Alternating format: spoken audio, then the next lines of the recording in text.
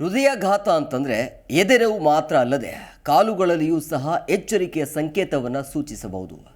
ಆಯಾ ತಪ್ಪಿಯು ಅಂತಹ ಸಂಕೇತಗಳನ್ನು ನಿರ್ಲಕ್ಷ್ಯ ಮಾಡಬಾರದು. ಹೃದಯಾಘಾತದ ಚಿಹ್ನೆಗಳನ್ನು ಪಾದಗಳಿಂದ ಹೇಗೆ ಗುರುತಿಸೋದು, ಹೃದಯಾಘಾತ ಮತ್ತು ಕಾಲು ನೋವಿನ ನಡುವಿನ ಸಂಬಂಧ ಏನು ಎಂಬುದರ ಮಾಹಿತಿ ನಿಮ್ಮ ಮುಂದೆ. ಕಾಲು ಸೆಳೆತ ಹೃದಯಾಘಾತದ ಎಚ್ಚರಿಕೆಯ ಸಂಕೇತವೇ. ಕಳಪೆ ಜೀವನ ಶೈಲಿ, ಒತ್ತಡ ಹಾಗೂ ಅನಾರೋಗ್ಯಕರ ಆಹಾರ ಪದ್ಧತಿಯಿಂದಾಗಿ ಹೃದಯಾಘಾತದಂತಹ ಗಂಭೀರ ಸಮಸ್ಯೆಗಳು ಜನರನ್ನ ಕಾಡ್ತಿವೆ. ದೇಹದಲ್ಲಿ ಕಂಡುಬರುವ ಹೆಚ್ಚಿನ ರೋಗ ಲಕ್ಷಣಗಳು ನಿಮಗೆ ಅನೇಕ ರೋಗಗಳ ಬಗ್ಗೆ ಅರಿವು ಮೂಡಿಸಬಹುದು.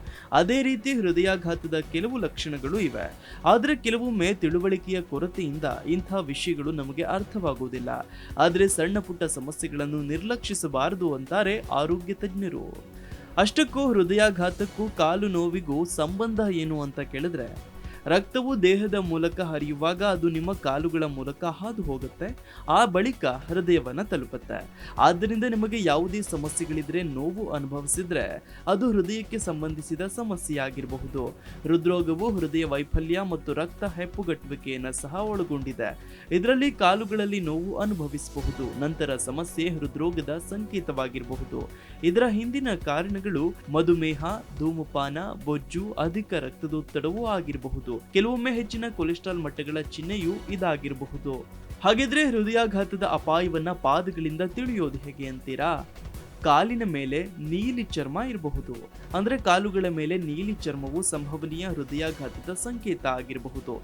ವಾಸ್ತವವಾಗಿ ಹೃದಯಾಘಾತದ ಮೊದಲು ಅನೇಕ ಬಾರಿ ದೇಹದಲ್ಲಿ ರಕ್ತವು ಸರಿಯಾಗಿ ಹರಿಯೋದಿಲ್ಲ. ಈ ಕಾರಣದಿಂದಾಗಿ ದೇಹದ ಅನೇಕ ಭಾಗಗಳು ನೀಲಿ ಬಣ್ಣಕ್ಕೆ ತಿರುಗುತ್ತವೆ. ಅಲ್ಲದೆ ನೀವು ಕಾಲುಗಳ ಸುತ್ತಲೂ ಊತವನ್ನು ಅನುಭವಿಸಿದ್ರೆ ಅಥವಾ ಊತ ಕಂಡು ಬಂದ್ರೆ ಅದು ಹೃದಯಾಘಾತದ ಸಂಕೇತವಾಗಿರಬಹುದು. ಯಾಕಂದ್ರೆ ಹೃದಯವು ಸರಿಯಾಗಿ ಕೆಲಸ ಮಾಡದೇ ಇದ್ದಾಗ ಕೆಲವೊಮ್ಮೆ ರಕ್ತವು ಕಾಲುಗಳಲ್ಲಿ ಸಂಗ್ರಹವಾಗುತ್ತೆ. ಇನ್ನು ಪಾದಗಳಲ್ಲಿ ಮರಗಟ್ಟುವಿಕೆ.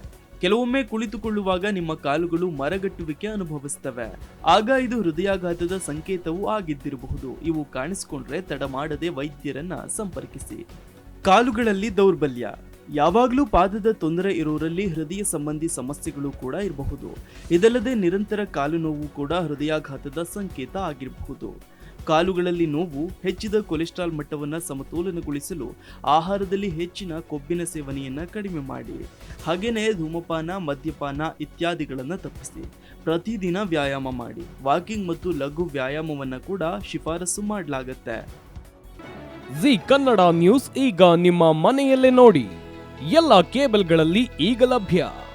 ಸನ್ Direct 292, Jio TV 1334, U digital 162, City cable 51, GTPL 17, Abhishek cables 821, Rock Line telecommunication 51, Shri Basaveshwara number 60, Vinayaka digital number 53, in digital number 896ರಲ್ಲಿ. ನಿಮ್ಮಿಸ್ತದ ಜಿ ಕನ್ನಡ ನ್ಯೂಸ್ ನೋಡಿ ಆನಂದಿಸಿ.